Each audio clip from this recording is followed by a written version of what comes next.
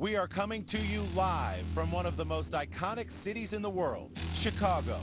Tonight, Nik Wallenda's two-part death-defying skywalk between three towering skyscrapers.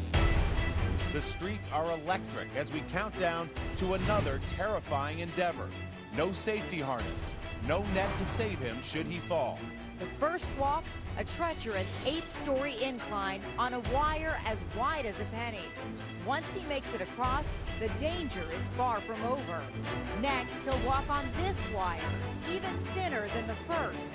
And incredibly, he will do it wearing a blindfold. Two astounding feats with no net, no tether, a life and a legacy on the line tonight.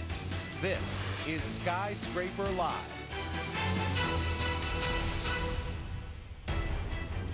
We join you live tonight from downtown Chicago, perched atop a skyscraper 61 stories above the Chicago River, with one of the world's most majestic skylines as our backdrop. Thousands gathered on the streets below and on nearby balconies around us to witness Nik Wallenda putting his life of daring to the ultimate test. After a weekend of wild weather that put the rigging in jeopardy, the wires are now up, as you can see behind me. It is now a chilly 48 degrees, 44 with the wind chill. Skies, though, are clear. Not surprisingly, though, strong winds. Chicago, of course, known as the Windy City, also the birthplace of the skyscraper.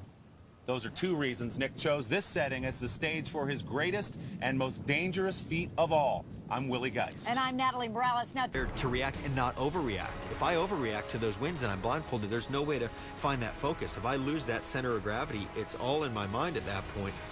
It could cost me my life. Joining us now once again, Dr. Brian Cole of Rush University Medical Center here in Chicago. Yes, I will. Dr. Cole, tell me about what we should be looking for here. He just finished something very strenuous. As cool as he looked, that was very difficult. What would you be concerned about right now as a doctor?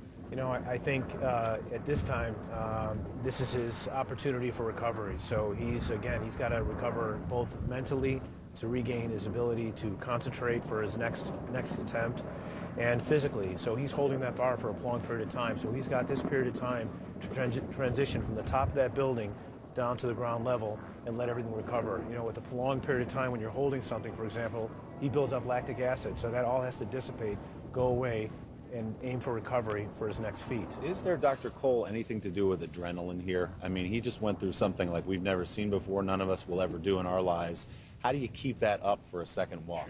Yeah, I don't think that's anything that's by intent. My guess is he's a highly trained athlete, he's great at his trade, and this is his craft, so he just kind of does it.